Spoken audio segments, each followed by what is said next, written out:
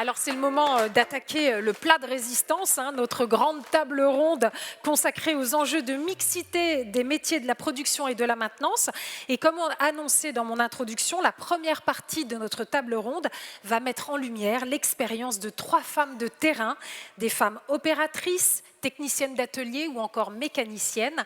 J'invite à me rejoindre sur scène Isa Bernardino du groupe ADP, Isabelle Laurence de la société Revima et Karl Aven de chez ATR.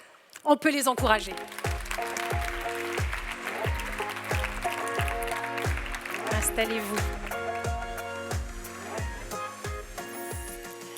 Voilà, installez-vous. On est au complet. Alors, avant d'entrer dans le vif du sujet, oui, excusez-moi, je ne vous ai pas passé les micros. Isa, je vous laisse faire. Super. Elles sont toutes multifonctions, vous avez remarqué? Voilà. Alors, je voudrais en fait, avant d'entrer dans le vif du sujet, vous donner quelques éléments de contexte.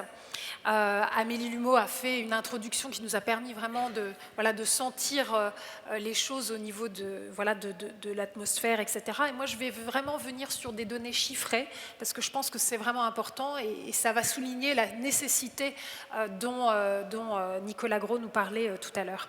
Donc, concernant l'industrie aéronautique et spatiale en France, les effectifs, toute activité confondue, représentent environ 250 000 personnes. C'est un secteur en pleine croissance qui rencontre des besoins massifs en termes de recrutement, et ça c'est très important. Cette tension sur les embauches justifie d'autant plus d'augmenter l'attractivité de ces métiers vis-à-vis des femmes. Malheureusement, malgré de nombreux efforts, le taux de féminisation du secteur plafonne à 24% en moyenne. Et si on regarde du côté de la chaîne de montage, on observe qu'à peine 16% des opérateurs et techniciens qui œuvrent au sein des ateliers sont des femmes. Si on veut réussir à atteindre une véritable mixité des compétences, il est absolument nécessaire donc de trouver des solutions efficaces. On continue. Concernant maintenant le secteur du transport aérien et de l'aéroportuaire, ce secteur représente environ 100 000 personnes. Le taux de féminisation est de 37%, une proportion en baisse depuis plusieurs années et inférieure de 10 points à la moyenne française, toutes branches confondues. À noter que sur certaines compétences, la tendance est plus accentuée. Si au niveau des ingénieurs et cadres d'exploitation des transports, on dénombre encore 20% de femmes, pour les pilotes, on est à 7%. Et au niveau des mécaniciens, des manutentionnaires ou des conducteurs d'engins, on chute là à moins de 5%. Moins de 5% de femmes. En revanche, pour expliquer la moyenne globale de 37%, on note une surreprésentation des femmes dans le personnel navigant commercial, à savoir 2 employés sur 3, et l'exemple le plus emblématique, bien sûr, c'est celui du métier d'hôtesse de l'air.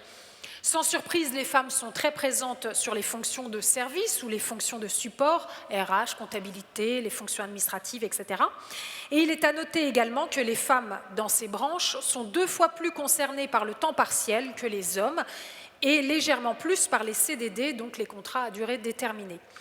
Enfin, que ce soit chez les cadres, les techniciens, les ouvriers ou les employés, le salaire des femmes est toujours sensiblement inférieur à celui des hommes. Voilà donc le tableau global que je tenais à faire avant de pouvoir me tourner vers vous, mesdames. Alors, je vais commencer avec vous, Isabelle Laurence. Depuis plus de 10 ans, vous travaillez dans un domaine qui est très technique, celui de la chaudronnerie et de la soudure. Vos compétences, vous les avez exercées dans plusieurs secteurs et depuis 2 ans, vous travaillez chez Revima, une société spécialisée dans la révision et l'entretien de matériel aéronautique. Chez Revima, vous êtes en charge plus particulièrement de la maintenance de moteurs, tels que ceux du Mirage 2000, les Mirage 2000.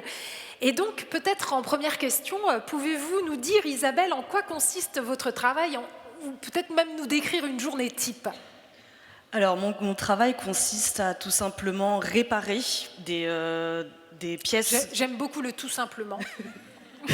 de réparer des pièces du moteur, de moteurs qui ont déjà volé, qui ont connu des accidents, des choses comme ça.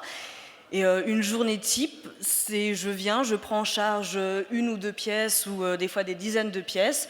Je regarde toutes les réparations qu'il y a à faire et à la fin de la journée ou d'une semaine ou d'un mois, ça dépend des réparations, la pièce doit ressortir comme si elle était neuve. Voilà. et on la remet en service et elle repart pour un tour et pour des heures de vol. Et c'est reparti pour un tour. Comment s'est passée votre intégration dans l'équipe? Est-ce que vous avez été accueillie à bras ouverts ou bien est-ce que vous avez senti qu'en tant que femme, il allait falloir en faire 2 fois plus pour prouver sa valeur? Alors, chez Revima, j'ai eu la chance, et j'ai toujours la chance d'être dans une entreprise qui fait tout pour avoir une égalité homme-femme. Mais dans d'autres entreprises, dans les entreprises précédentes, ça a été plus compliqué. J'ai dû toujours faire 2 fois plus pour avoir la même chose au final que mes collègues. Et quand vous dites, d'ailleurs vous avez été dans plusieurs entreprises, on ne va pas faire du name dropping, hein, je vous rassure, mais c'est vrai que vous avez vraiment été dans plein d'univers différents. Oui, oui, j'ai commencé dans le design pour ma partie apprentissage. Après, j'ai travaillé un petit peu dans le pharmaceutique, l'automobile et maintenant l'aéronautique. Voilà. Donc ça vous donne une vraie idée quand même du secteur, des différents secteurs. C'est la chance de mon métier, c'est qu'il est représenté dans beaucoup de domaines. C'est ça. Qu'est-ce que vous aimez le plus dans votre métier? Qu'est-ce qui vous procure le plus de satisfaction, le plus de fierté? De voir une pièce qui est détériorée et au final elle ressort et on n'arrive pas à comparer une pièce neuve d'une pièce réparée. Et là on est fiers. Et des fois, c'est rigolo parce qu'il y a des pièces qui sont finalement plus belles réparées que quand elles arrivent neuves. On dit mais ça ressemble à ça, neuf, mais c'est catastrophique en fait. Ah ouais, là, le degré d'exigence. Alors c'est vrai aussi que vous êtes une denrée rare, Isabelle, parce que j'ai lu qu'un chaudronnier sur 10 est une femme. Il y a plus de soudeuses, mais chaudronniers... En fait, c'est une erreur parce qu'en fait, on n'est même pas 1% de chaudronnières. Oui. On doit être une dizaine de chaudronnières en France. Ah, c'est voilà. Ça, c'est pas une chaudronnière, enfin un chaudronnier sur 10. C'est vraiment, on doit être une dizaine ou douzaine de chaudronnières en France. On a eu un apprenti en début d'année dans notre entreprise qui m'a donné les stats, justement. C'est lui qui m'a dit qu'il n'y avait que 12 femmes chaudronnières en France et qui était impressionné d'en rencontrer une de ses propres yeux. Nous aussi, on l'a pour nous toute l'après-midi, super.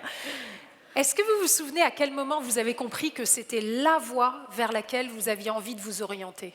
Oui, parce que j'ai eu la chance de visiter les Compagnons du Devoir. Vous aviez quel âge? 15 ans. 15 ans. J'étais en 3e. Je ne savais pas trop ce que je voulais faire, mais j'adore travailler avec mes mains, ça c'était sûr. Donc fallait que... Et je suis un peu hyperactive, donc j'avais besoin de bouger, je ne pouvais pas travailler dans les bureaux. Et j'ai visité les Compagnons du Devoir, j'ai vu des chaudronniers travailler, et là j'ai fait, mais c'est ça que je veux faire plus tard. Et c'est resté dans ma tête, et j'ai fait tout pour réussir. Vous avez eu un flash. Ouais. Le truc, c'est que, comme vous l'avez très bien dit, il y a tellement pas de femmes dans ce secteur, c'est pas forcément évident de se projeter. C'est même pas un métier qu'on connaît, même le chaudronnier, en même tant qu'homme, c'est très peu connu. C'est ça. Et pourtant, c'est un métier très demandé. Donc, oui, alors on recrute, hein, ça c'est sûr. Alors sachez-le, on recrute sur ces domaines-là. Oui. Donc vous travaillez dans un secteur très exigeant, dans lequel on n'a pas le droit à l'erreur, parce qu'il y a quand même des vies en jeu. Cela suppose donc une formation très solide. Bon, vous avez fait sans doute une des meilleures formations, parce que les Compagnons du Devoir, pour le coup, ils ont vraiment une réputation extraordinaire. Comment ça s'est passé justement, cette formation chez les Compagnons du Devoir? C'est quand même très masculin, hein, c'est les compagnons, plus que les compagnonnes. Hein. Et est-ce que ça a été facile d'être une femme dans cet environnement? Ça a été très compliqué. J'ai arrêté les Compagnons au bac, c'est une des raisons. C'est que, comme je dis, des fois, j'ai serré les dents pendant 3 ans pour avoir mon diplôme parce que je voulais mon diplôme. Et après, je n'ai pas voulu continuer parce que la pression, les formateurs aussi qui mettent des bâtons dans les roues, mais mes propres profs, certains ont tout fait pour que je ne réussisse pas parce qu'une femme ne pouvait pas réussir mieux qu'un homme. Donc ça a été très compliqué. Et j'ai fait donc les Compagnons du Devoir, le concours du meilleur apprenti de France. Et j'ai été très déçue d'apprendre que mon dossier, parce qu'on le récupère à la fin, a été... on a enlevé des pages de mon dossier pour pas que j'ai la meilleure note par rapport à mes collègues. Donc comme si vous aviez été un peu blacklisté parce que femme. Mais parce que mon formateur n'acceptait pas que je puisse réussir mieux que certains de mes camarades. Je ne pouvais pas être première de ma classe. Oui, c'est ça. C'était pas possible. Je peux être dans les meilleurs, mais je ne peux pas être la première. C'était pas acceptable. J'ai cru comprendre que la personne justement qui vous a vraiment formé à la chaudronnerie, pour lui c'était inconcevable d'avoir une femme dans ce domaine. C'était inconcevable. Et il a tout fait pour que je lâche en fait, parce que les compagnons, il faut savoir qu'on commence, homme ou femme, hein, mais dans la classe en général on commence à 25 et la première année on finit à 10. Parce que c'est une école très dure. Oui, c'est déjà très dur à la base. Déjà, ils font tout pour homme ou ça. femme, ils font tout pour que on s'accroche vraiment et ça a été un peu plus compliqué pour ma part. Et alors, sur quoi vous êtes appuyé pour tenir le coup, pour ne rien lâcher malgré tous ces bâtons dans les roues, enfin tout ce qu'on... La passion du métier. C'est vraiment... je voulais faire ce métier et je savais que du coup ça allait être compliqué pour moi, donc il me fallait ces diplômes pour pouvoir réussir à rentrer dans ce domaine-là. Voilà, c'est vraiment ma passion qui a fait que je me suis accrochée et que des fois je m'accroche encore aujourd'hui. C'est ça. Donc le sexisme, les discriminations, c'est encore bien présent. Oui. Il faut en avoir conscience. Ah, des fois quand j'ai passé des candidatures, des fois mon prénom c'est quand même Isabelle, on ne peut pas avoir d'erreur. J'ai des entreprises au téléphone, ils font « Ah, mais c'est pas pour votre fils ?» Ah non, le CV c'est Isabelle quand même, il y a un indice, je mets mon prénom, je mets pas ma photo mais je mets mon prénom. J'ai eu des entreprises qui étaient « Ah d'accord, mais on n'avait pas compris ». Ça change quelque chose. Ah non, mais on n'a pas de place finalement, enfin on a trouvé quelqu'un d'autre. Bon, d'accord. Et c'est pas anecdotique, c'est plus anecdotique qu'on veuille me rencontrer pour un entretien, disons. Vraiment, c'est très intéressant parce que ça, au moins, ça émane du terrain. On comprend mieux quand on dit que le terrain est miné pour les femmes. C'est encore vrai, même si, encore heureux, on est de plus en plus nombreux à se battre pour que ce soit plus le cas. Si on y regarde bien, vous n'avez jamais cessé de monter les échelons, Isabelle, et vous êtes donc passée de divers secteurs. Aujourd'hui, vous êtes donc dans le secteur de l'aéronautique. Vous avez encore un rêve pour le futur? Peut-être l'aérospatiale. Pourquoi pas, hein? Pourquoi ça pas. S'appelle du good spirit, non? Je pense qu'on peut applaudir Isabelle Laurence.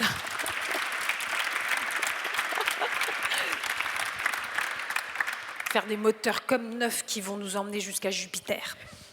Isa Bernardino, vous travaillez depuis plus de 6 ans au sein du groupe ADP et depuis novembre 2021, vous êtes Energy Manager. Alors je pense que la première question qui s'impose, c'est en quoi consiste le métier d'Energy Manager? Alors effectivement, je suis Energy Manager sur la zone aérogare de la plateforme de Roissy-Charles de Gaulle et mon travail, c'est la gestion de l'énergie, qu'elle soit thermique, frigorifique, électrique, de façon à réduire au maximum nos consommations d'énergie, à améliorer la performance énergétique de nos équipements techniques, et tout ça en maintenant un confort optimal pour nos occupants, nos passagers. Donc, si je comprends bien, hein, puisque je vois qu'il y a tout un éventail de types d'énergie, etc., et vous devez surveiller un petit peu tout ça, piloter tout ça, monitorer tout ça. Donc, finalement, vous avez un périmètre d'action qui est très large, et je suppose que ça vous amène à travailler avec des interlocuteurs très divers, et cela de manière transversale. Alors, premièrement, est-ce que c'est le cas? Et si c'est le cas, est-ce que c'est un aspect qui vous plaît? Et surtout, est-ce que le fait d'être une femme est parfois un frein dans ces relations transverses ou au contraire un atout? Alors effectivement, c'est un vrai métier transverse hein, qui nécessite un vrai travail d'équipe avec différents métiers, que ce soit des profils électrotechniques, électromécaniciens, frigoristes, thermiciens. Donc effectivement, c'est un vrai métier transverse. Après, c'est vrai qu'être une femme, je ne dirais pas que c'est un atout. Je pense que, un peu comme d'autres intervenantes l'ont dit, parfois être une femme dans certains métiers où on a peu de femmes, il faut parfois prouver ses compétences pour avoir une certaine crédibilité. Mais voilà, pour moi, c'est un vrai atout, hein, la mixité, ça apporte de la richesse dans les équipes, une autre forme de cohésion, une autre forme d'engagement. Donc c'est important d'avoir ces femmes dans ces métiers-là qui sont encore trop peu représentées par des femmes. Et justement, comme vous avez en face de vous des profils très différents, qui ont eu des parcours différents, qui ont des types de responsabilités différentes, est-ce que ça vous donne, vous, matière à une flexibilité dans dans votre manière de les aborder, ces personnalités différentes? Alors, effectivement, travailler avec différentes personnalités, différents métiers, on apprend tous les jours, hein, c'est ça, en fait, tout l'intérêt de ce métier, hein, c'est de se confronter à différentes problématiques aussi opérationnelles qu'on peut rencontrer. Donc, c'est une vraie richesse, hein, c'est très intéressant, très enrichissant. Et oui, du coup, on ne s'ennuie pas. Comment est-ce que vous vous êtes retrouvé dans le secteur de l'aéroportuaire? C'est le fruit de quel type de parcours? Alors, disons que moi, j'ai toujours grandi dans l'environnement de Roissy, hein, autour de Roissy. J'ai mon père qui est retraité Air France. Ah. J'ai eu la chance aussi de faire un stage au banc d'essai réacteurs. Au cours de mon cursus scolaire, j'ai fait un DUT génie thermique et énergie et une licence bâtiment basse consommation. Donc déjà, entre parenthèses, sur les bancs de l'école, on n'était que 3 filles sur une soixantaine d'élèves, hein, il faut le dire aussi. Je ferme la parenthèse, mais c'est vrai qu'il y a une autre chose qui m'a sensibilisée, c'est les signaux forts sur les problématiques environnementales qu'on connaît actuellement. Et tout ça, voilà, ça m'a convaincue de me diriger plutôt dans le secteur du bâtiment, qui est un secteur très important dans les émissions de gaz à effet de serre. Donc finalement, allier gestion d'énergie et secteur aéroportuaire, eh ben, c'était une vraie opportunité pour moi. Et oui, alors c'est vrai parce qu'au cœur de votre métier, donc, il y a les enjeux de développement durable en lien avec le défi de la décarbonation du secteur. Est-ce que ça vous rend fier et est-ce que vous pensez que les femmes ont quelque chose de différenciant à apporter vis-à-vis de ce type de défi? Alors oui, effectivement, ça me rend fière à mon échelle de porter les axes stratégiques du groupe ADP dans la décarbonation, hein. C'est là tout l'enjeu, hein, de ce métier-là, c'est que moi je suis sur un métier très opérationnel, en direct avec les équipes de maintenance, hein. Je suis rattachée directement au domaine technique. Et c'est effectivement de rendre concret les axes stratégiques du groupe qui sont parfois un peu politiques, décorrélés parfois des certaines problématiques qu'on rencontre sur le terrain. Donc c'est là tout l'enjeu et toute la complexité. Et effectivement, être une femme, je pense que ça apporte quelque chose, hein, de par des fois on apporte des réflexions qui sont parfois différentes. Donc c'est forcément un atout pour moi. Alors, je l'ai dit en introduction, ça fait plus de 6 ans que vous travaillez au sein du groupe ADP. Donc, pour moi, c'est le signe que vous vous y sentez bien, que vous vous y épanouissez. À quoi cela tient-il, selon vous? Est-ce que c'est lié peut-être à la manière particulière d'appréhender les questions en lien avec la qualité de vie au travail? C'est peut-être autre chose? Alors effectivement, je m'y sens bien parce que déjà le groupe ADP porte haut et fort ses ambitions environnementales et sociétales, et je voulais intégrer un groupe voilà, qui soit authentique, dans ces valeurs-là déjà.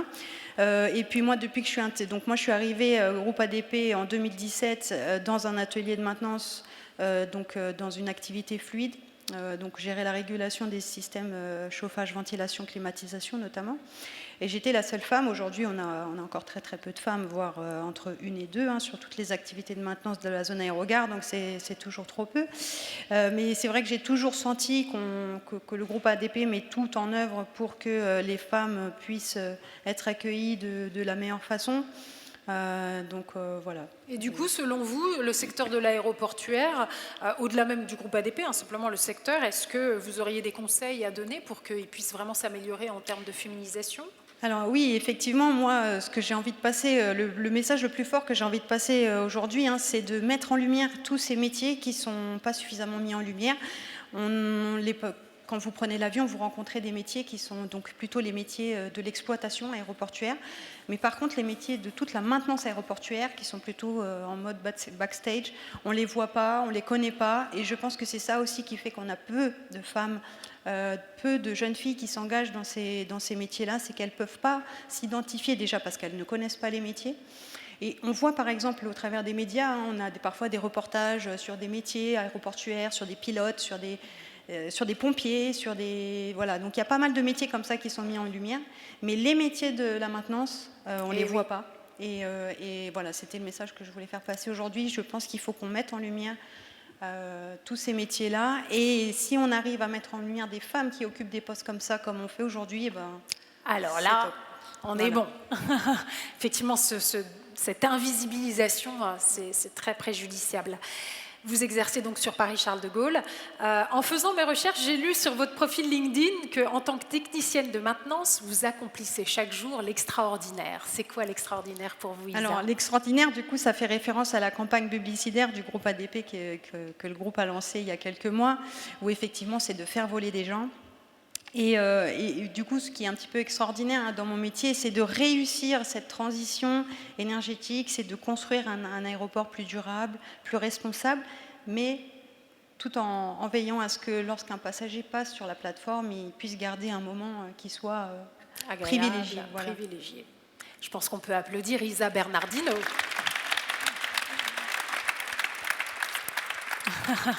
Et on termine ce tour de table avec vous, Carla Venn. Je l'ai dit en vous appelant sur scène, vous travaillez chez ATR. Est-ce que vous pouvez nous dire quel est le poste que vous occupez et nous décrire à quoi habituellement ressemblent vos journées de travail? Donc bonjour, donc moi je suis mécanicienne donc, dans l'aéronautique, donc je suis ajusteuse-monteuse. Pour faire simple, mon job en gros c'est on reçoit l'avion et je fais en sorte que ça ressemble à un avion, c'est-à-dire je vais monter la voilure, je vais monter la queue de l'avion et faire en sorte que tout ça fonctionne.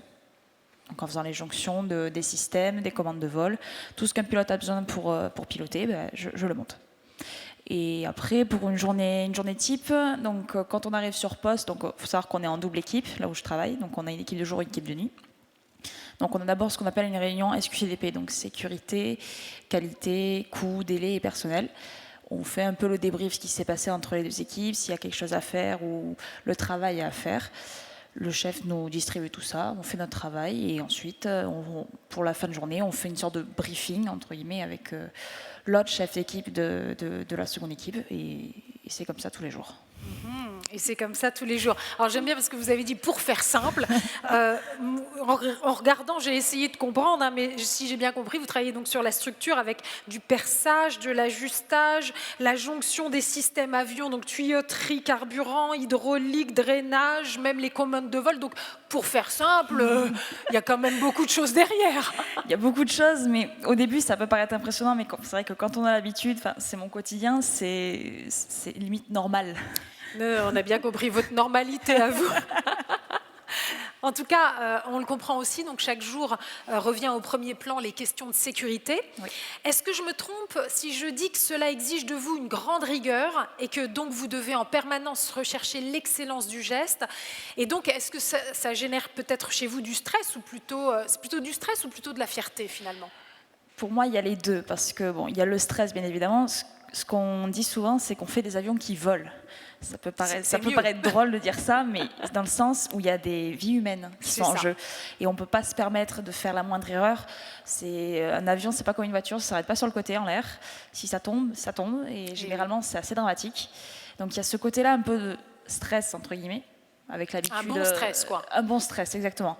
Et la fierté, quand j'ai un petit carnet dans mon vestiaire où je note tous les numéros d'avion sur lesquels je suis passée, j'en ai une petite centaine, et d'apprendre tous les matins qu'il y a un avion qui a été livré et qu'on sait qu'elle sait et que je peux cocher enfin la case, c'est sûr, c'est une petite fierté de voir ce qu'on fait, le produit fini et ce que ça donne à la fin.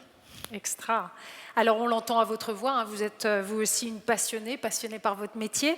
Ce goût pour les métiers techniques, il est né assez tôt et cela dans le cercle familial. Vous nous racontez? Exactement. Donc pour les plus anciens d'entre nous, vous connaîtrez sûrement Motobécane. Dans ma famille, donc du côté de mon papa, j'avais mon grand-oncle qui était mécanicien et agent en motobécane, donc vélo, mobilette, j'ai toujours un peu traîné là-dedans. Mes parents derrière qui m'achetaient des jeux de construction. Enfin, j'ai jamais été trop Barbie. Moi, j'ai toujours été. Pour mes 2 ans, j'ai demandé quoi? J'ai demandé des camions à mon anniversaire. Enfin, j'ai toujours été dans ce côté manuel, un peu, on va dire, hors norme, si j'ai envie de dire entre parenthèses, parce qu'il n'y a pas de normes. Et j'ai grandi là-dedans sans forcément les préjugés. Mes parents m'ont toujours poussé à faire ce que je voulais. Et aujourd'hui, je ne regrette pas. Derrière, mon grand-oncle m'a passé cette passion-là pour la mécanique et aujourd'hui, je suis très contente de ce que je fais. Donc une preuve de plus de l'importance de donner accès aux petites filles comme aux petits garçons à des jeux divers et variés, bien au-delà de toutes les idées préconçues, puisqu'on voit que ça peut permettre de développer des talents Voilà, des talents très, très divers. Après votre CAP ajusteur-monteur, vous avez commencé votre apprentissage chez ATR avec pour objectif cette fois d'obtenir le bac pro aéronautique option structure. Et ATR a su croire en vous puisque le constructeur aéronautique vous a embauché en CDI, prenant le pari que vous alliez y arriver. Et vous ne les avez pas déçus. Et sur le papier, ça peut ressembler à un conte de fées, tout ça, mais en réalité, ça n'a pas été si simple. Sur votre parcours, certaines personnes ont tenté de vous décourager, car là, vous avez subi des préjugés. Est-ce que je me trompe pas? Préjugés, bien évidemment, et pas forcément de la part de ceux qu'on pense. C'était au collège où j'ai commencé à m'intéresser à l'aéronautique, et j'avais une prof principale, ma prof de maths au 3e, lors de la première réunion parents-professeurs, qui n'a même pas dit bonjour à ma mère, qui m'a dit que je n'allais pas y arriver. Tout simplement que je viens du lycée Airbus, personne de mon collège avait réussi à passer le concours, je l'ai eu. Toute l'année, elle a tenté de me décourager, elle me déchirait les fiches on appelait ça des fiches de dialogue où on mettait nos vœux, une sorte de Parcoursup, mais version papier. Et toute l'année, j'ai dû batailler avec elle, elle m'envoyait des pics, mais c'était quotidien. J'ai eu de la chance d'avoir des profs qui m'ont encouragée, mais elle, ça a été le frein principal. C'est terrible parce qu'on a fait allusion au fait que les mathématiques sont vraiment de plus en plus, c'est vraiment une matière sur laquelle les jeunes filles butent de plus en plus.